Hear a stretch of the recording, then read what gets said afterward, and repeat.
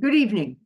I'm Caroline Barron, and I'm lucky enough to be associated both with the British Association of Local History, which is sponsoring and putting on these lectures, and with the Historic Towns Trust, which has provided the lecturers and the themes.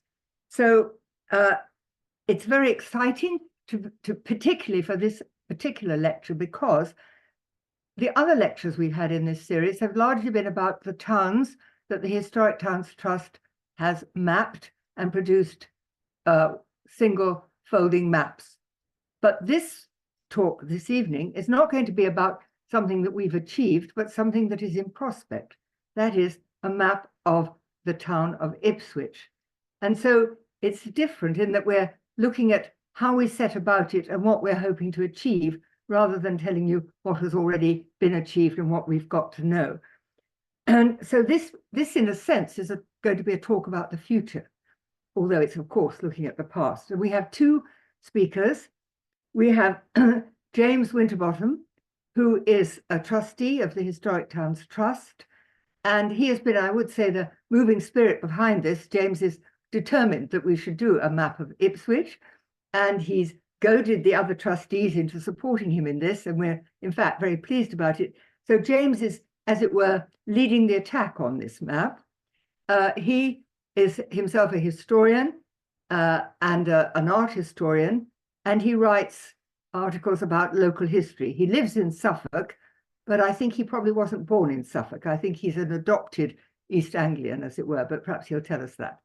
The other speaker is Keith Wade, who was, I think, born in Norwich, went to school in Norwich, and is a sort of genuine East Anglian, but has spent most of his working life as an archaeologist in Ipswich, and has dug up a great deal of Ipswich, of which I think he's going to tell us about today. So we have these two speakers, and if you have questions, please put them into the chat, and we will deal with those, and they will respond to them at the end of their talks. So, James, perhaps you'd like to start us off. Thank you, Caroline. Just share my screen.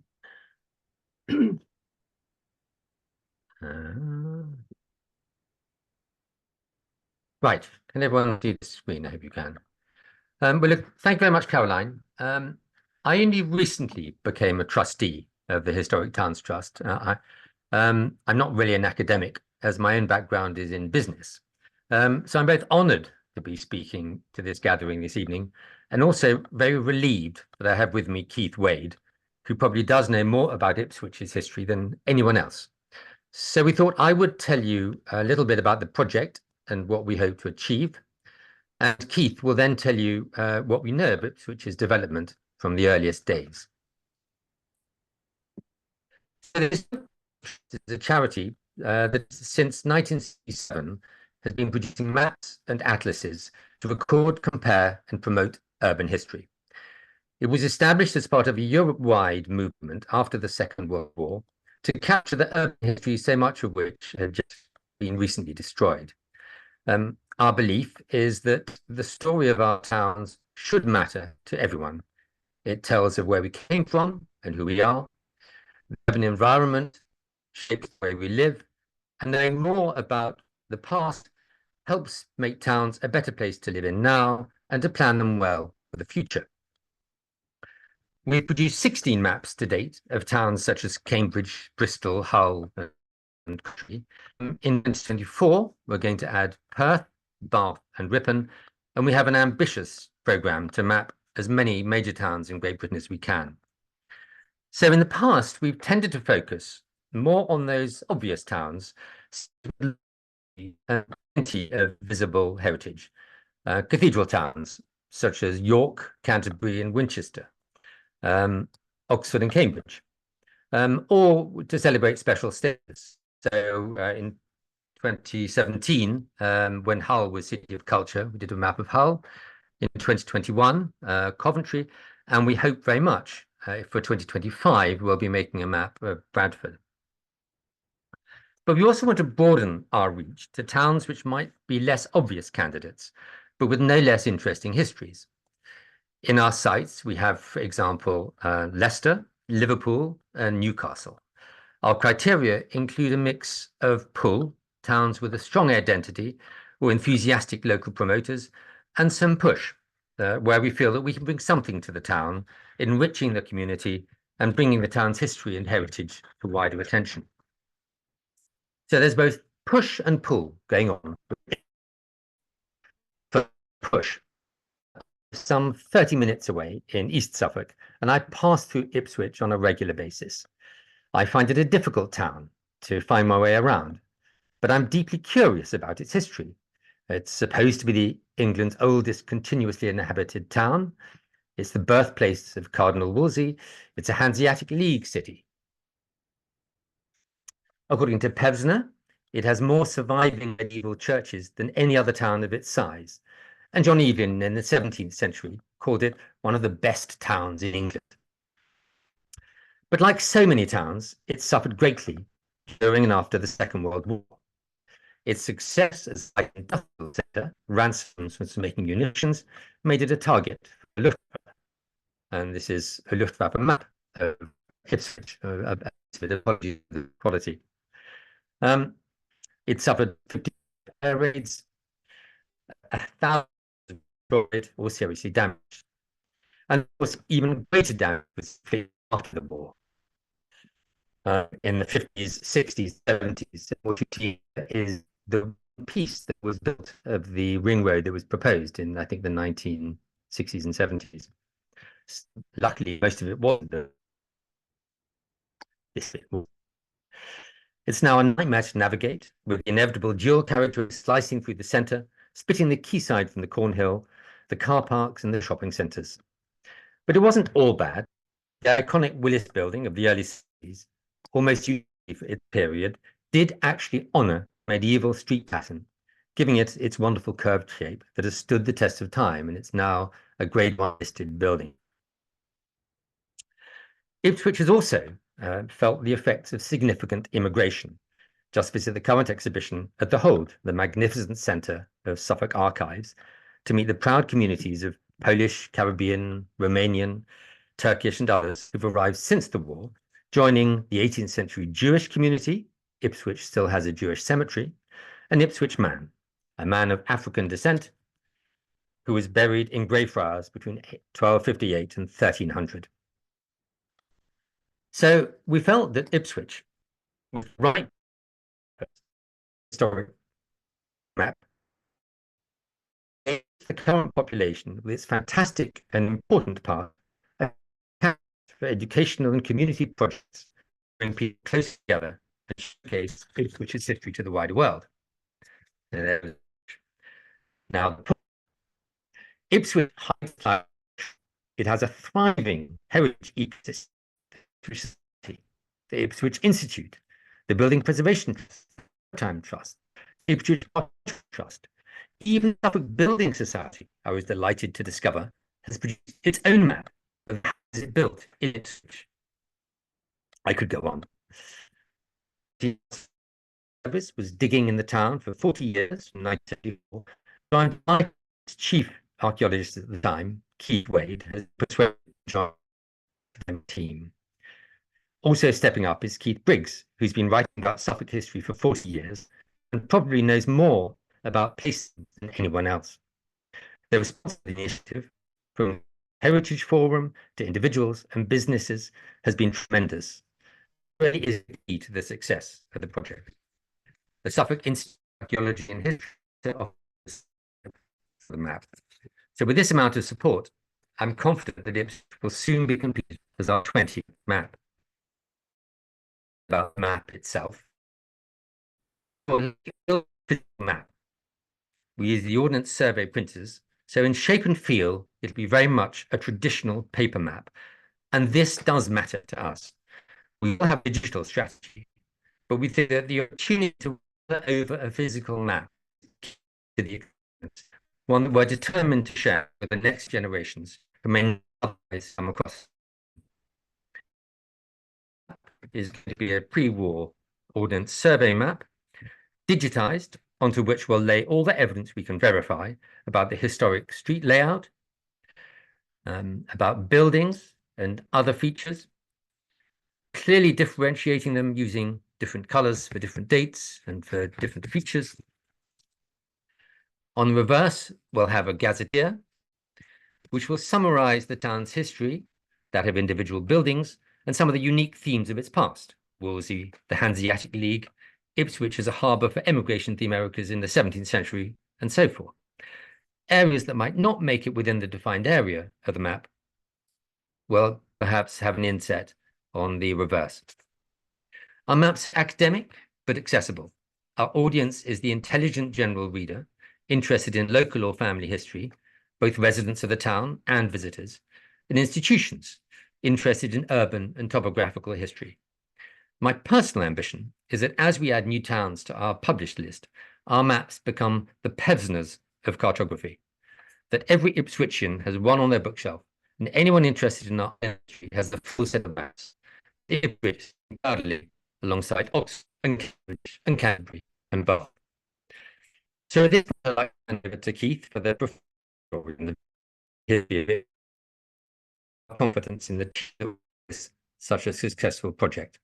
Thank you.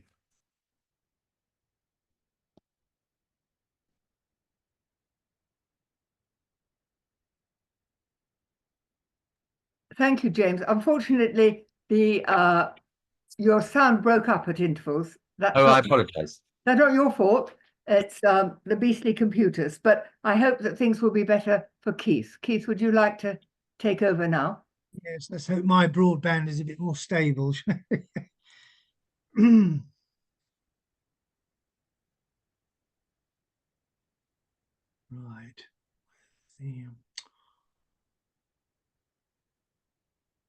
Sorry, I can't see the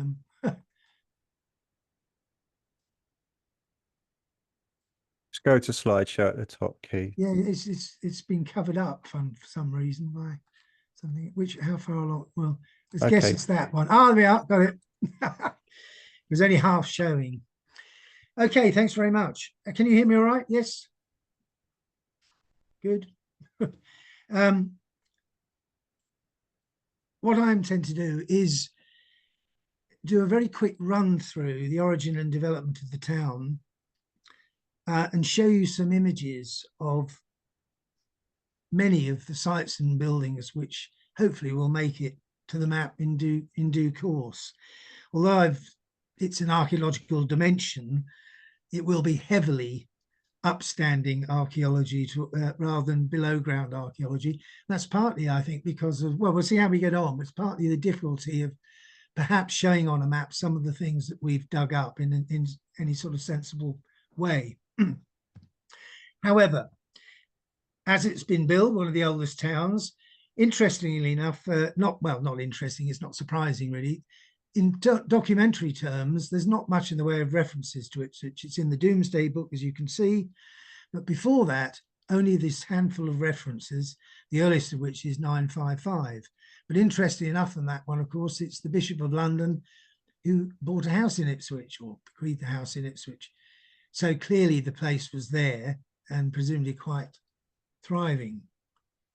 That is just a bit of wallpaper, really, because I think it's rather lovely, which is the earliest actual physical drawing of Ipswich. It's an extract from a 1539 map of the Suffolk coast.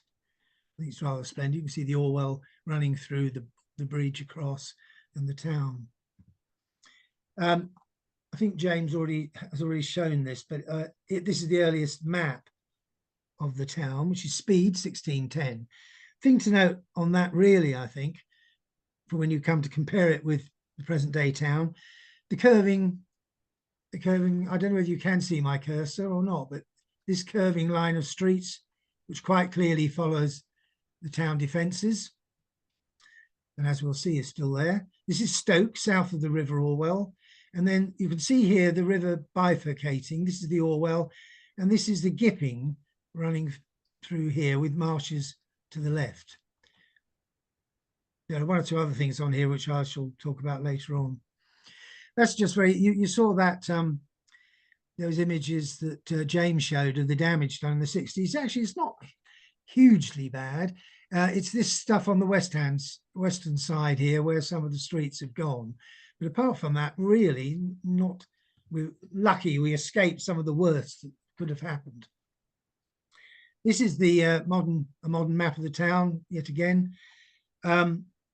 Things to notice are that the Gipping isn't there anymore, so it's this bifurcation here. It's underground, in piped underground, and all the marsh has been reclaimed to the left here or the west. Also, if you notice at the bottom here, the river here, it does a right angle, has a new cut in the 19th century, creating a wet dock here in what was the old river bend. And the other thing on there is all those dots, of course, and they all represent archaeological excavations conducted by myself actually since 1974. Obviously quite a lot. They vary from small to large. The good thing, I suppose, is it's a reasonably uniform coverage, which means probably the results are as good as they can be, let's put it that way at the moment, especially when a lot of this area at the top here is modern town centre, which frankly is unlikely to change at all, I should think, for years to come, especially in the present situation that towns find themselves in. So, right, well, so what have we learned from all this excavation? Well, we learned that actually the origins of the town are in the 7th century. This is a map of the 7th century evidence. You can see here again, this is the river down the bottom and the Gipping and Orwell, and streams running into it from the higher ground, freshwater springs. There are 2 cemeteries, 7th century cemeteries that have been excavated. This one here, Buttermarket St Stephen's Lane in the north, and one south of the river at Stoke Quay. They're both 7th century cemeteries, and they both contain within them individuals who are definitely of Frankish origin. There's no question about that. And others may well be too, in that the burial rites are they're not characteristic of this country. They're more like the rest of continental Europe. However, in between where you'd expect to find the settlement, we haven't found much. All the little dots represent pottery of that date, but we've only actually found buildings down here near the river, a very small number of them, and pits full of Frankish pottery and other local pottery.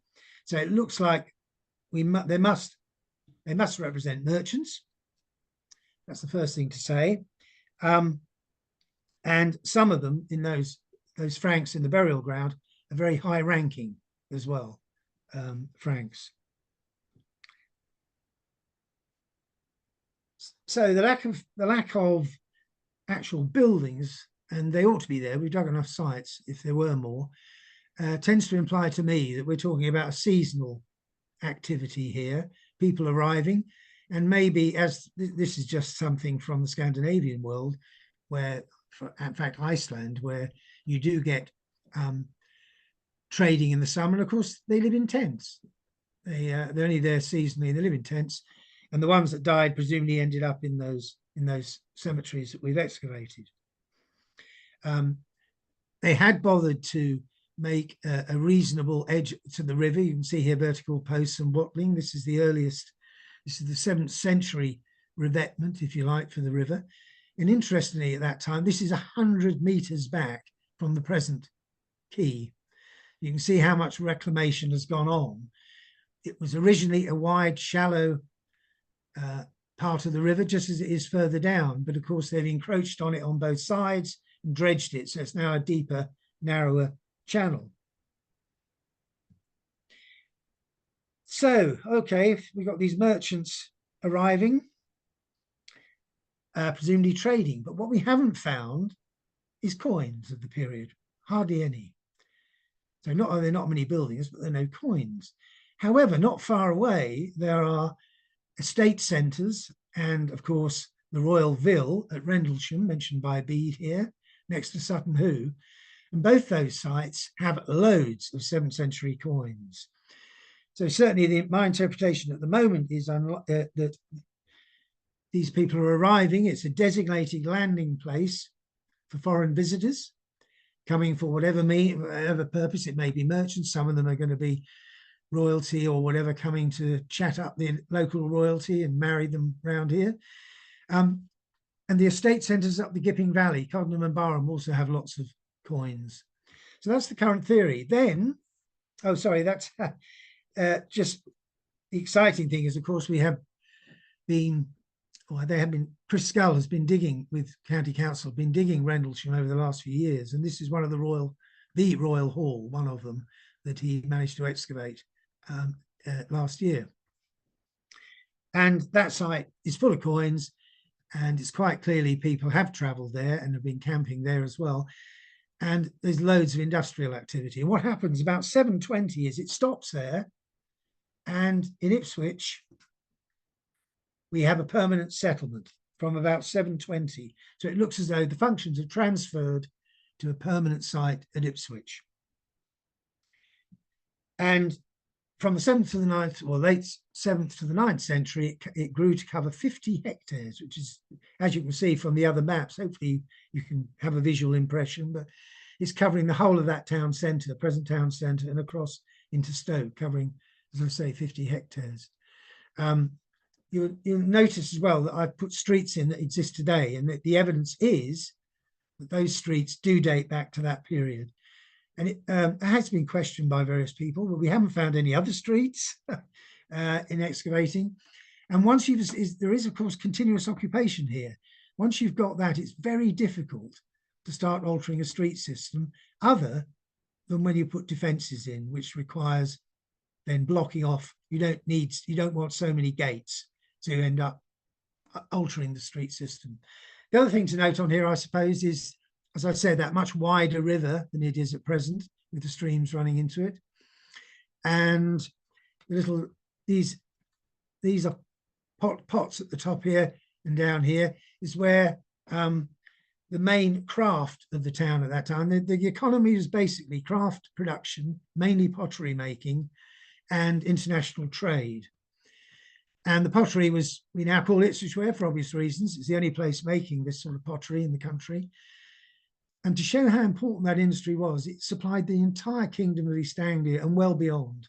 It goes to London and up north and west as well. So it's a major industry. There are other industries here too, like bone and antler working and metal working, but this is huge.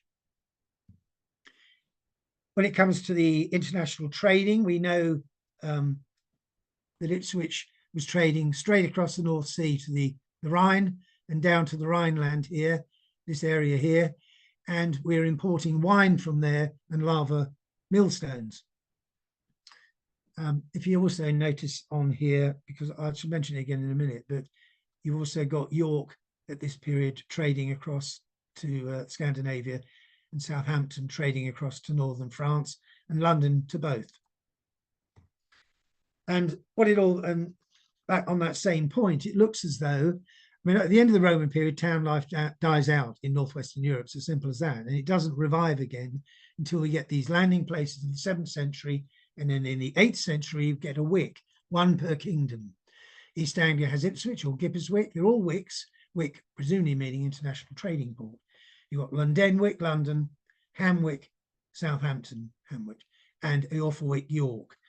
So one per kingdom in effect, although of course the kingdoms vary at that time. London ends up obviously serving more than one kingdom and eventually the country. But they're all, and it's all at the same time, all about 720, these permanent settlements are, I would say, founded probably by the royal houses. Others would disagree. Certainly, certainly Southampton and London may have had a heavy ecclesiastical influence in their foundation. We don't know. Then, of course, what happens is the Vikings arrive in the late 9th century, and don't think of Ipswich probably as being necessarily associated with the Danish settlement, but we have more Scandinavian combs like this one than anywhere else in the UK other than Dublin. It's even more than York. So there's a very heavy Viking presence, Danish presence in Ipswich, and the combs eventually become what we call Anglo-Scandinavian. In other words, a bit of a merger of Scandinavian and English type designs. What do they do as well? They're not here for that long, of course. They probably settle anywhere between about 860 and 880 or throughout that period. In 920, of course, Wessex conquers the area. So it's a very brief period, but huge amounts of activity in terms of metalworking, and they changed the pottery production and put the first defences around the town, causing that curvilinear street system, which necessitated closing a number of roads. We've actually found that on one side, an actual road that had been closed and diverted. So that brings us then throughout the 10th century and up to the conquest, it's fairly stable, thriving place. And it was in 1066, but then in 1086, we get this reference in the Domesday Book, the cataclysmic decline in the town's population. I won't bother to read it, but you can see, if you scan through it, you can see that there's an awful lot of empty burgage plots. And the Domesday Book tells us why. The cause is given as fire and the forfeitures of Earl Ralph. As Earl of East Anglia, he'd rebelled against the conqueror, who took a very heavy revenge, also on Norwich, actually. And we actually haven't got time in all this. We've actually found a number of buildings that were certainly burnt down at that time, and we find they're cellared buildings, and we find the contents of the buildings in the cellars and the carbonized posts, allowing us to work out how they were constructed. So that brings us, say, to late 11th century. So this is what the town is looking like, not much bigger than it was in the 8th century. It's got its defences around. This is my example of a road that was closed. This is the road from Felixstowe, and it used to come through here. We found it coming through here. When they closed it off, it had to be diverted up to go into the next entrance. But that's a rarity. Mostly the streets, as I say, are the same as they were laid out in the 8th century. The thing to add, of course, here, as you can see on the top right, Ipswich had a castle. It's referred to in 1153 when it was besieged by King Stephen, and then in 1176 when it was demolished. Poor old Ipswich, I'm afraid. You'll see as I go through this, it's one demolition after another. But my view is we don't really know where it is. My view is the only reason for Elm Street here having this curve must be something large it's going round. And it seems to me most likely to be a Motte and Bailey Castle. Other people have suggested sites outside the defended town, which to me doesn't make any sense at all. If you want to control a town, you don't build your castle outside it, you build it inside it. And that's the road to London, of course, this gate up here. And a marketplace is laid out at the foot of the castle. I think it's probably Norman rather than Saxon. And there's a little chapel, St Mildred's, which probably dates to the 11th century. Not as Norman Scarf, our local historian, said originally, because Mildred could easily be 8th century, but it looks as though it was a revival of interest in those sort of dedications in the 11th century. Pottery industry carries on in the same place in Carr Street here with other odd kilns. And we've got 11 churches.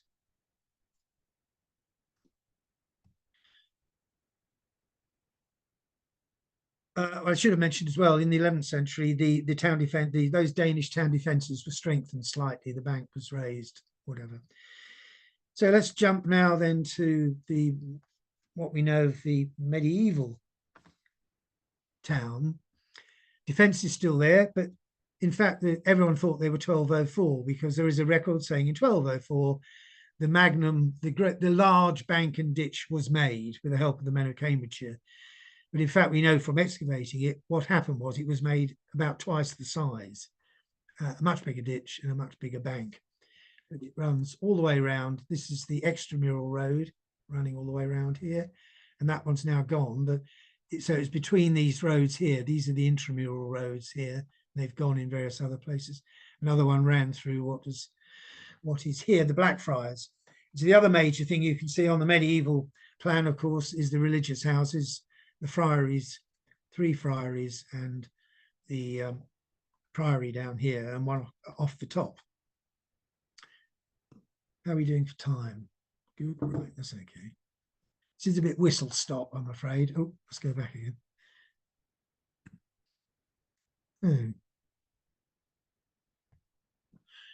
That's just a summary of the religious houses. Fortunately, we know where they all are. The two priories, one was the one off the top of the picture was Holy Trinity. The one down near the river was Priory St. Peter and St. Paul. Then we've got Black, White and Greyfriars. Also, we have these hospitals, we know where they are, and indeed the chapels. And you can see the bottom chapel there, which I won't say any more about, outside the West Gate. The All Saints Chapel, which became the Chapel of Our Lady, and after a miracle, became quite a place of pilgrimage. So what do we know of the, in fact, we have excavated two of the friaries, so we know quite a bit about them. Before we did, this is a plan made by Kirby of the Blackfriars in 1748, what had survived the dissolution demolition. In fact, it was misinterpreted by many until it's obvious, really. This is the north is at the top. What's missing here, all that's missing is the church at the top here. They only demolished the church. The rest of the buildings, you've got the cloister, you've got the refectory here, you've got the range here with the chapter house and dormitory over, and a second cloister below. And these were being used, these were handed over to the borough, and Ipswich School was in here partly for a while, and this is all a hospital throughout that period. Anyway, we excavated the site and we have the complete ground plan of the church and its cloister and refectory, etc. So that can, you can see that as a layer on the map already, I hope. And that's it today. We managed to persuade the planners to preserve the church. And so you can actually visit it today. That's looking down the nave to the choir, and that's the chapter house with a bit of original wall standing. It's been a bit Victorianized. Greyfriars, not so much, because unfortunately some of that development we were talking about in the 60s was a huge development, the Greyfriars development here. But this is an Ogleby map, 1674, and you can see part of the church here and some of the other buildings coming south. That's an area excavated, which in fact produced the so-called Tunisian man that James referred to. And then this is an infirmary further down on their plot. This is another case, though, of street system being altered. This is the intramural and extramural roads, and we found the ditch here, coming right the way through here, the town ditch.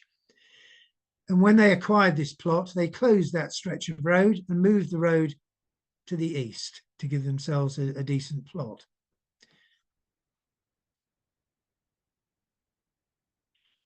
That's one of the few surviving sketches of above ground remains of the Greyfriars, removed when they did the development, and now they built them into the side of a concrete wall, so you can actually still go and look at them. We've also excavated the Whitefriars, the Carmelites, in the centre of town. And that's again more or less the complete ground plan. We're missing a separate building over here, which was sort of priors, lodgings and things. That was outside the excavation. But most of it, as I say, excavated. Churches, that's a summary of the churches. It's got 12 surviving medieval churches, Ipswich. Only 5 of which are in the Domesday Book. 7 were built after the Domesday Book, and 6 of the Domesday Book churches are no longer standing. But again, we do know a certain amount about them. St. Augustine's was one we really wanted to find, because again, this is something that Norman Scarfe, the historian, had said, Augustine, that's an early dedication, quite clearly a 7th century or 4th century church. Well, we found it and it isn't. Again, it's an 11th century use of the dedication. The church was found south of the river on Stoke Quay. We knew it was somewhere around there. And as you can see, it's a smallish, apsidal 11th century church. St. George's, another one that's gone. And this is a 16th century woodcut, and you can see it in the background here. It appears to be round towered, and we know where that site is. This one hasn't disappeared. This is St. Peter's Church, which Norman Scarfe, quite rightly, I think, probably thought was the Minster Church of Ipswich. Is probably the earliest church. And Dr. John Blatchley, a local historian who's now sadly not with us, but worked out the sequence. This image is taken from the seal of the St. Peter and St. Paul Priory, because the church was taken over by St. Peter and St. Paul Priory in the medieval period, and then taken by Wolsey, making it the chapel for his new college, Wolsey's College. So we know quite a bit about that one too. This is the Hall of Pleas, built between 1435 and 1445, nice engraving of it. It became the town hall and was refronted in 1818, and then it was demolished for what is now, I'll show you a picture in a minute, of the new town hall by the Victorians. Documentary references place St. Mildred's Chapel at this location on the Cornhill, and some of it may actually have been incorporated into this Hall of Pleas. We'll never know, because it's entirely removed by the Victorian Town Hall. Needless to say, the gates have gone. This is the West Gate. They were both demolished in the West. We only had a West Gate and a North Gate, certainly in stone or brick, and they were both demolished in the late 18th century. So that's the West Gate, that's the North Gate.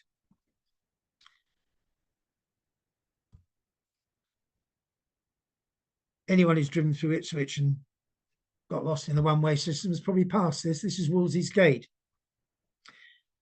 Well, Cardinal Wolsey acquired, as I said, the Priory of St. Peter and St. Paul and St. Peter's Church, which you can just see on the left there, sticking out, for his new college. And the foundation stone was laid in 1528, and it operated until 1530, when Wolsey died, when it was demolished. Apart from this small portion, which is the pedestrian Watergate, which survives in rather a poor state, with lorries thundering past it today.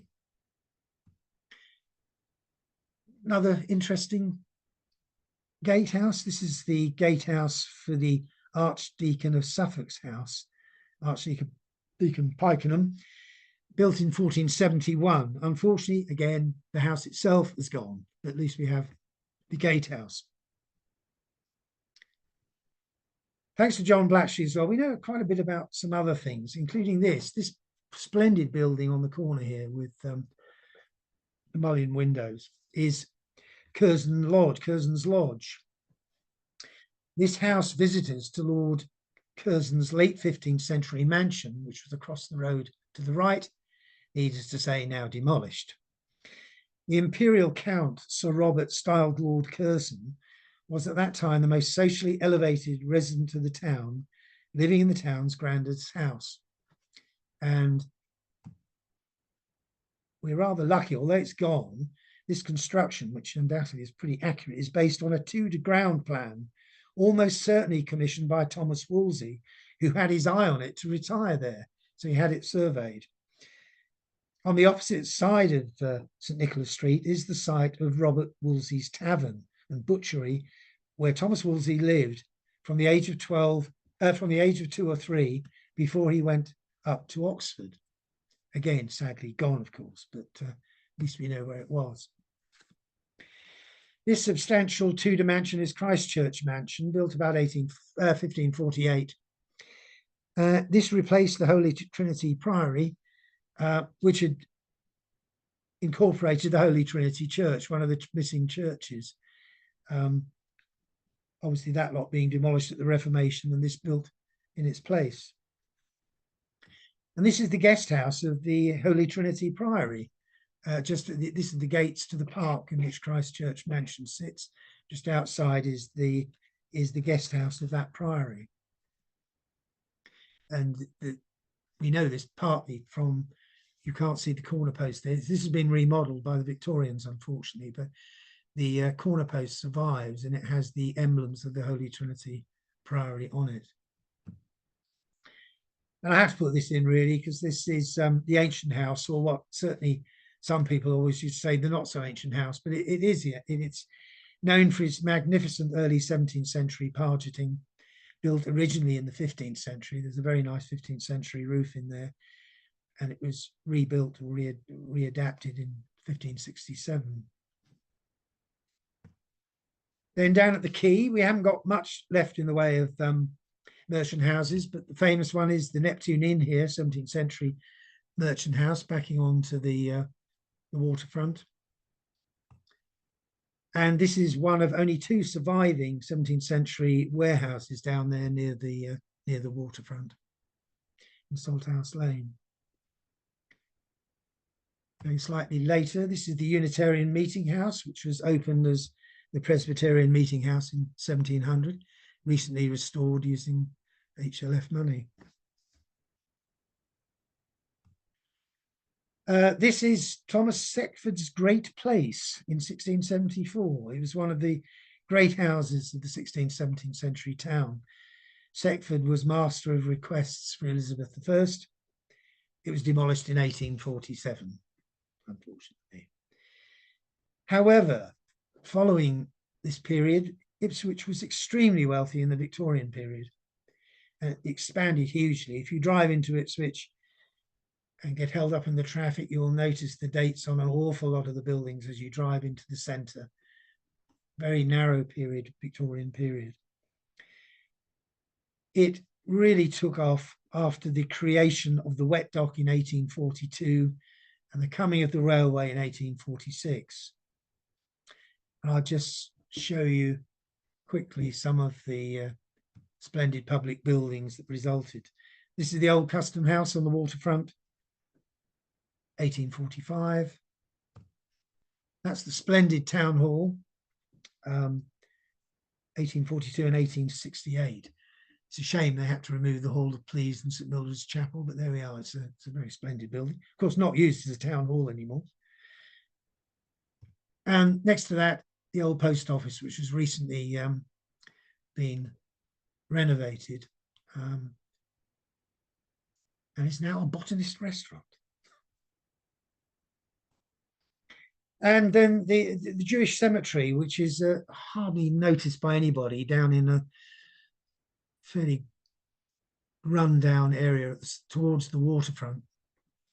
It was in use between 1797 and closed in 1855 when they were given a space in the town cemetery. It lies adjacent to a medieval cemetery known as Osterbolt, very strangely, which was partially excavated in 2011. And this was a cemetery without a church attached. We assume perhaps for the burial of perhaps foreign seamen.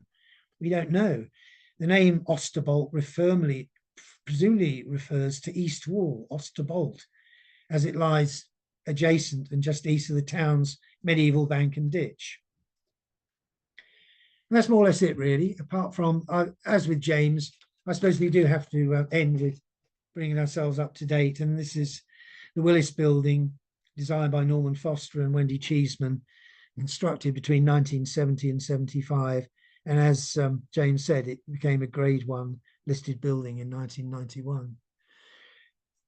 Well, I hope this rapid run through gives you a taste of the history of Ipswich and a good idea what the potential is of the proposed map. Although Ipswich sadly has lost so many of those wonderful buildings, hopefully the map will surprise people about its past importance. Thank you. Well, thank you both very much. I'm really sorry we couldn't hear James very well, but we were well able to hear Keith, who that last slide was absolutely fascinating because you had reflections of so many buildings in the surface of the Wills building. I thought that was extraordinary, really very striking. It makes you, well, it made me feel I really want to go to Ipswich and see those buildings. You've really whetted our appetite. not only for the map, but for the city itself. Just before we begin, and other people I'm sure have questions, what about the water supply? Did I see a pipe going into one of the friaries, or is that my imagination? I couldn't see on the map. Indeed, yes. So the Blackfriars had, we found a very substantial base, which I think was for a tower. And I think because it's, you know, it's on a sloping, the town's on a slope with all these springs around the top. Right. And yes, they channel water down, so and be able to, they could fill this tank and then supply water. However, most of the piping that supplied an external chamber. There's this whole external chamber going over the town ditch full of latrines for the friary. And then later there were pipes after the dissolution to supply the hospital and the school and things like that. So it's quite amazing. And they've also happens at the other end as well of town from Stoke. Pipes have been brought across the river, and we actually found the pipe coming through one of the sites there, leading to St. Peter and St. Paul Priory. So they went to quite a bit of effort to you know, get fresh drinking water into these. But they were all funded by the religious houses, or was there a civic water supply as well, or only the ones that were funded, as it were, by the religious houses? They had a in about the middle of town, just north of that Blackfriars, there was a, you know, that stream that comes down presumably was ended up being piped, you know, was underground, and there was a pump and fountain on the main street. Right. Okay. When I doubt if people had water supply to their houses. St. Helens Street, they diverted it down there. That was mainly for industrial purposes, I think. Oh, right. Okay. That's impressive, though, that they had these water supplies. Yeah, there's Suffolk Institute of Archaeology proceedings. It's got an article about 30 years ago, probably 25, 30 years ago, on the water supply. Oh, right. Okay. Right. Well, shall I hand over to Paul for other questions? Yeah. Yeah, indeed you can, Caroline. Well, thanks to Keith and James. That was brilliant. I really enjoyed that. I have a quick question as well, just if I may. We have got a couple of questions. I should just say at this point, do please add your questions into the Q&A box. I'll be monitoring those, and we've got a couple to be going on with. I just wondered, how typical is Ipswich of, let's say, East Anglia or the other sort of towns in the region like Colchester, Lowestoft, Yarmouth, those sort of with those coastal regions? Is it a typical, or is it because it's a county town? Does it does it develop differently to the other sort of towns in the region? Well, of course, it was two counties until 1974. Sorry, yeah, true. So it actually was heavily diminished, really. It may well have been the only town in East Anglia in the 8th century, but it fairly soon suffers seriously from competition from Norwich, Thetford, and of course Bury St Edmunds in the west of the county. Although it's obviously it still is an international port. So you know, it thrives on that, but really its immediate hinterland was quite small. This is why it actually, in size wise, stays pretty much. You probably noticed even in that 1400 map, it really was very little, hardly bigger than it was. Okay, it's denser occupation, but it's not really covering a much. When you think how much of the area was taken up by the friaries as well. Yeah. So really that central area must have been fairly intensive. And yet the timber frame buildings there aren't at right angles to the street. They're along, so space was obviously not at a complete premium. Okay. Interesting. Very good. Okay, well, I'll move down to questions from our audience. First is probably actually for all three of you, possibly. So Wendy asks, well, she's a very interesting tour of Ipswich in the first place. Thanks. Do you have a target date for publication of the Ipswich map? That's for James. We think early 2025. We've got a sort of pipeline of maps for 2024, and our cartographer has limited. I will push him as hard as I can, but I suspect early 2025. We're still fundraising at the moment, so we've just got to complete that first. But I think the amount of information that we have readily available to go into it, we could do it as we could do it very quickly, but there are some sort of constraints around the cartography. Excellent. Okay, well, that's something to look forward to next year then. So Nigel, Nigel Tringham, who's one of our own BLH committee members, he asks, well, sort of a two-part question. So, were there earlier uses of brick before the 1471 gatehouse for the Archdeacon of Suffolk? Were that perhaps in parts of churches? And then, sort of, secondly, are the tower blocks by the waterfront, which you show on one of the slides, residential? Because obviously they must dominate the landscape. To answer the last one first, the whole waterfront development is very attractive down there, but it was a disaster. They all went bankrupt. The one tower is now worthless because of cladding problems and various other things. One of them was saved by £1 million bung from the government to try and get it. It's been. The answer is yes, it's residential, other than all the ground floors are always commercial. I think, although we have a barrier now, there is always this, there's a concern about flooding, and B, you can probably, in the olden days, you could command a higher rental for commercial. I'm not so sure that's true anymore. Half of them are empty. Brick, I have come across brick in what could be earlier than 1470s, in association with flint or clunch walls. We haven't got much in the way of ordinary medieval houses from Ipswich. We did, and actually found them fairly difficult to date. So the answer is yes. And there are one or two continental bricks, certainly. In fact, I can't reach it from here. I've got one on my windowsill. Some Flemish bricks, which I think could be earlier. Okay, great. So next question. So Peter Evans says, thanks. He visits from Colchester often and feels he knows a lot more already from your talk this evening. Could you say a little more about the coming of the railways into Ipswich? And he adds that I hope the town is mapped in due course properly. So coming of the railways. Not really. It's not my thing.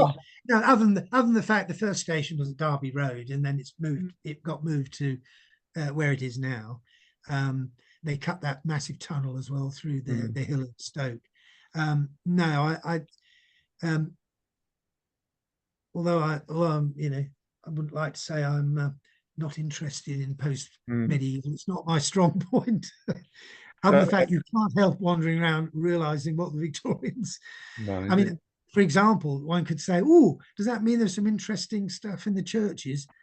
They were nearly all done up, we'll say, by the Victorians. Rather sadly. Interesting. You've got one Norman doorway, I think. Really? So Ipswich is kind of a Victorianized town more than perhaps others might be. Yeah, the other problem it had was it was in pretty serious decline in the 18th century, and that's when a lot of this demolition took place. All those big houses I was talking about, if they weren't demolished, well, they got into a terrible state. They ended up being sort of apartments in effect, equivalent of our HMOs, no doubt, nowadays. And they just fell into disrepair and got demolished.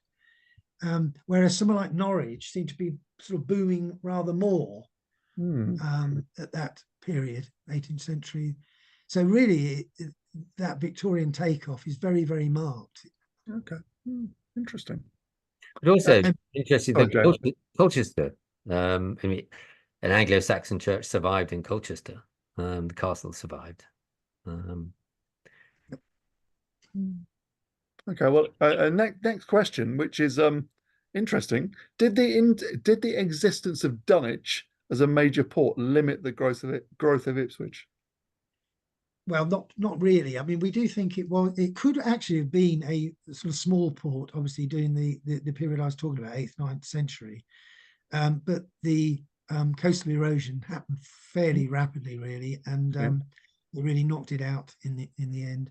But yes, early on, and it was undoubtedly the outport for Blythburgh and that area. And if it hadn't been for coastal erosion, it would have been a serious contender. Having said that, I still think that the Ipswich Harbour is probably the best going north of London for some way.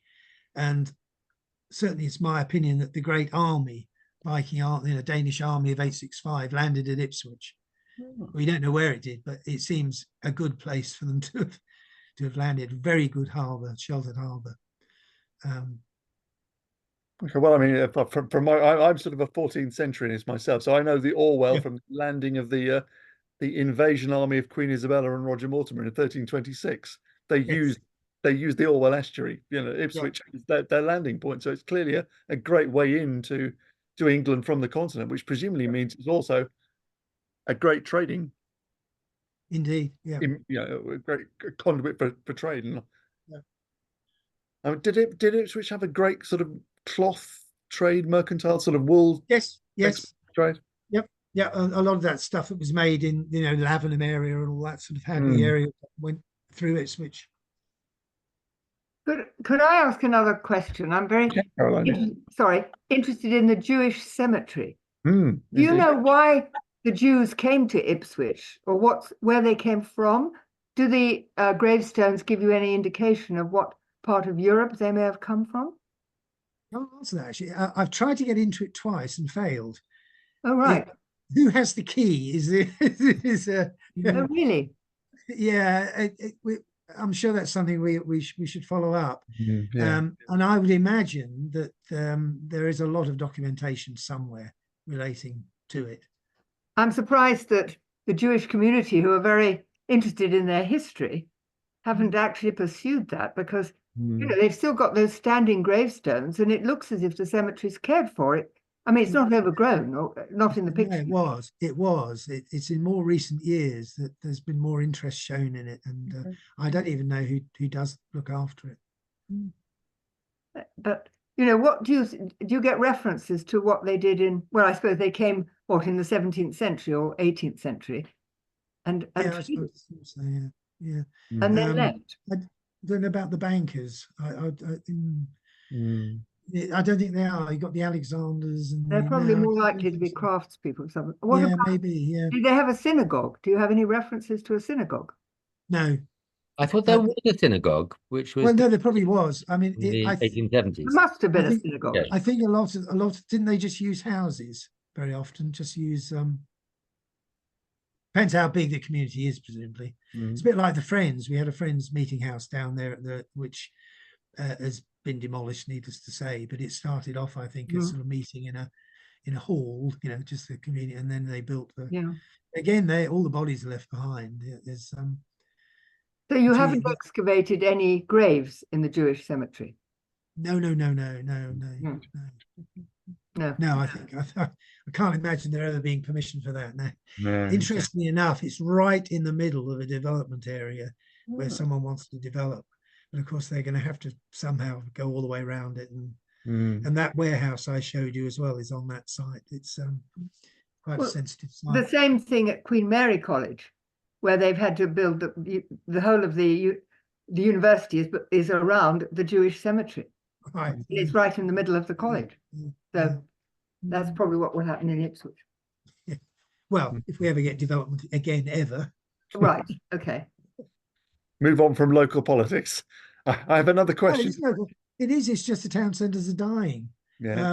Indeed, yeah. And it's a sobering thought that the archaeology we've done since '74 might be it forever.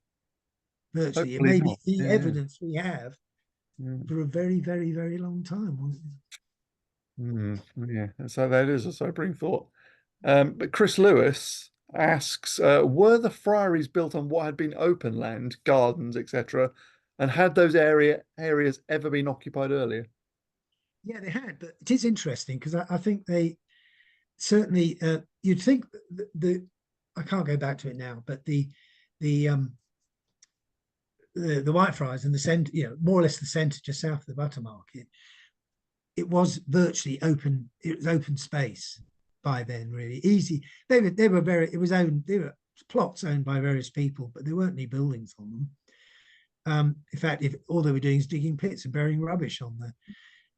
Similarly, the bits then on east and west, the Blackfriars were able to get Henry I, Henry II, it was, I think, gave them a plot of land next to the defences, and there was nothing on that either. And then on the west, you've got that bit Greyfriars. They were able to, grab a bit of extra land, but they had to reclaim some of the land next to the Gipping stream in order to build there. So no, there was activity on there in Saxon times and so on, but it really was not a difficult job for them to actually slot in. And the other one at the bottom where Wolsey's College went as well, that was a stream bed running up through there. So most of it was garden relating to the Priory and Wolsey's College, and then they built on some harder ground next to the church. Great. Okay, well, at the moment, that's the limit of my questions. Caroline, do you have anything else? Yeah, I do. I wanted to ask James Right. a question.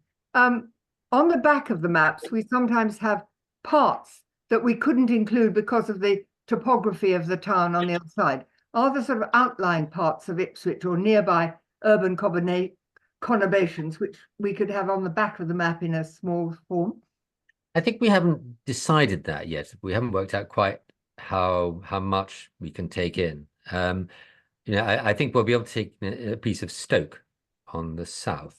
But the question, I think, is how far west we can go. And west is what, Portman Road, is the football stadium. Right. So I don't know, Keith, do you have any sort of outliers that you think ought to be included? Myself. Oh, there we are.